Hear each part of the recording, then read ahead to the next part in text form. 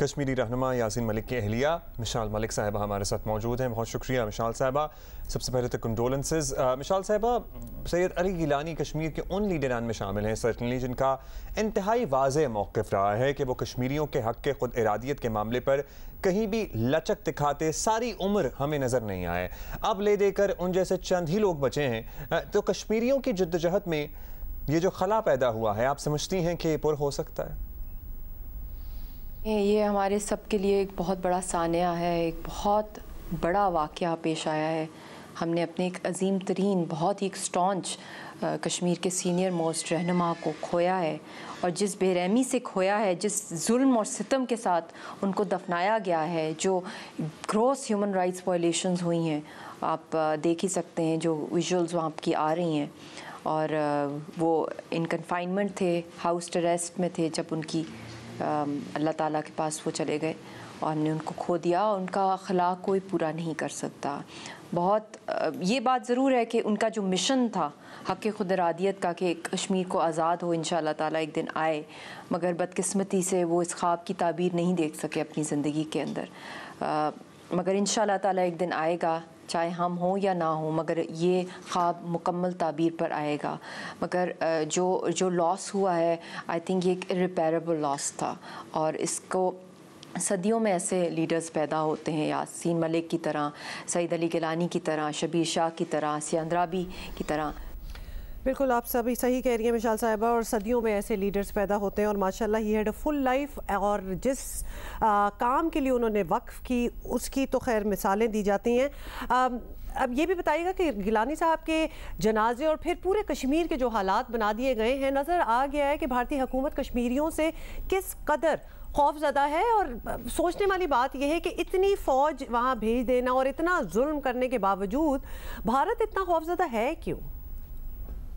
دیکھیں، بکھلاہٹ کی شکار ہے ہندوستان، اور گھبرایا ہوا ہے، اور اس کو پتہ ہے کہ کتنا بڑا اثاثہ تھے کشمیر کی تحریک آزادی کے لیے، اور جس خوف میں وہ خود اس وقت مبتلا ہیں کہ جس وقت ان کی ڈیتھ ہوئی ہے رات کو 10 بجے کل رات کو، تو اس کے بعد جس طریقے سے اتنی زیادہ وہاں پہ آرمی کے ٹرکس نے گھیراؤ کر دیا ان کے گھر کا، اور پھر جس طرح جس بے رحمی سے چھینی گئی ہے ان کی ڈیڈ باڈی، دنیا میں ایسی مثال نہیں ملتی ہے.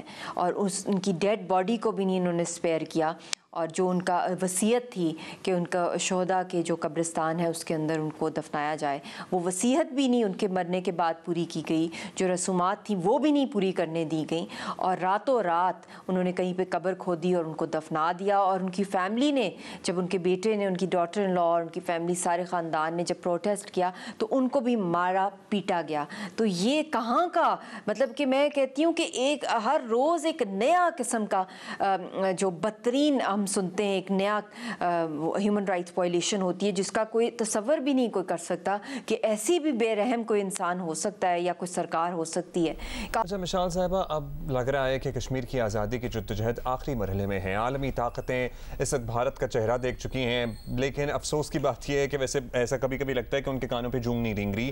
باقاعدہ ایکشن لینے کو کوئی تیار نہیں ہے. دنیا کو کس طرح سمجھایا جائے؟ یہ ایک مثال ہی کافی ہونی چاہیے. جس طرح ان کی آخری رسومات کو قابض بھارتی فوج نے ڈیل کیا دنیا کو باور کرانے کے لیے، لیکن پھر بھی کس طرح دنیا کو سمجھایا جائے کہ اب اس مسئلے کا کوئی سلوشن نکالنا ہوگا؟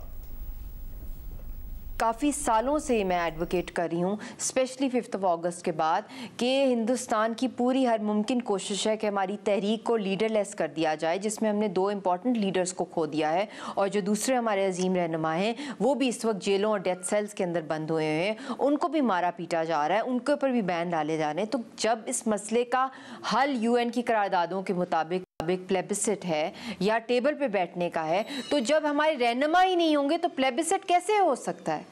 پلیبسٹ تو امپاسبل ہے، یا کوئی بھی سلوشن نہیں ہو سکتی. جب وہ چیئر ہی ہے وہی ہٹا دے ہندوستان، جو کشمیری ریپرزینٹیٹیوز کی ہے، ہماری جو حریت کی قیادت ہے جس طریقے سے ان کو، تو یہ تو ہم انارکی کی طرف چلے گئے ہیں. اور یہ تو ہندوستان کے لیے بھی جو بدترین آئی تھنک جو فیصلہ جو ہندوستان نے لیا ہے 5 اگست کے بعد، جس طریقے سے ایلیمینیشن وہ کر رہے ہیں ہماری لیڈرشپ کی، میں سمجھتی ہوں وہ ایک کھائی میں نہ صرف کشمیریوں کو ڈال رہے ہیں، نہ صرف ہندوستان کو، بلکہ پورے خطے کو اس تباہی کے اندر ڈال رہے ہیں.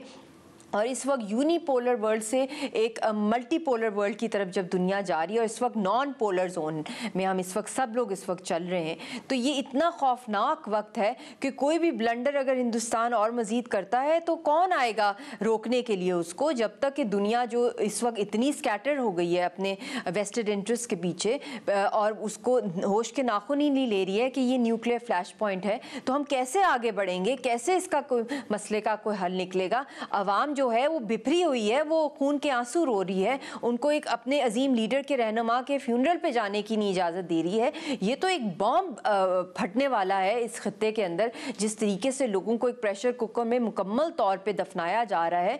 ये जब तक दुनिया नहीं लेगी, मैं समझती हूँ दुनिया की तबाही की तरफ हम जा रहे हैं। ट्रू, बहुत शुक्रिया आपका मिसाल मलिक साहिबा। Totally understand your sentiments. ये जुल्म की एक और लिमिट है कि जब इंसान चला भी जाए तो उसके फ्यूनरल से भी इतना खौफ आ रहा हो कि लोगों को वो गम ना करने का ऑप्शन या मौका दिया जाए।